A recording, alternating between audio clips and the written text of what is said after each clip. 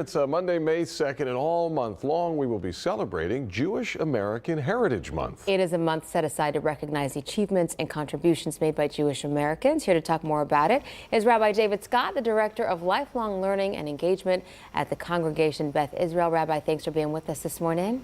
Thank you, Lisa. Good morning. It's great to be with you. My wife's actually one of our rabbis at Congregation Beth Israel. I'm the Jewish educator and very glad to be with you this morning. Okay, well, thank you for the correction. We apologize, but thank you. Tell us more, some background, more about what this month recognizes.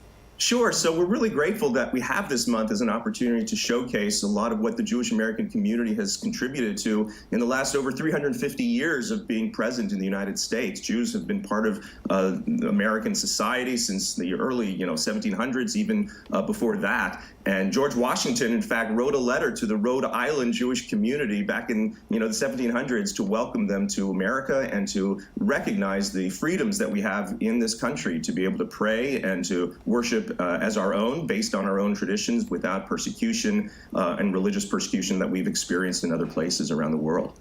And why did some of the earliest Jews choose to emigrate to this country?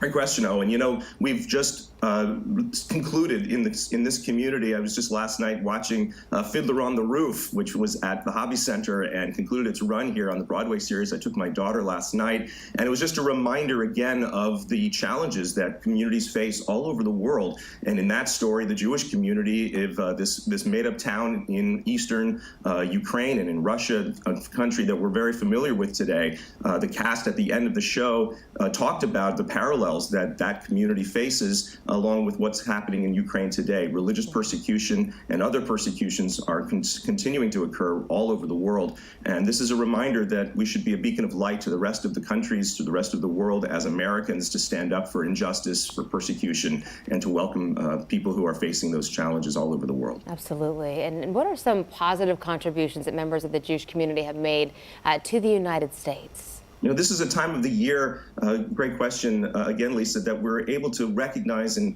showcase the contributions that Jews have made, to American society and to the world society in innovations in technology and in sports and medicine, in leadership and in the government. The Jewish community has been very mindful and proud of the fact that we've been able to contribute so much to our society here in America, but also to people all over the world. The state of Israel, in fact, celebrates its Independence Day this month too, and the innovations, even the technology we use every day on our cell phones and in other ways that we experience, we can credit a lot of that technology and a lot of those support to Israel society and innovations there in health and other industries, just like we can here in America. Very true. David, thanks so much for spending some time with us. We know it's an early call. Yeah, sorry to get you up so early here. On a Monday night. Happy to do it. We're going to have to call on you again, but we appreciate the background, the history, and more on what this month means. Thank you so much. Thank you. Thank you both.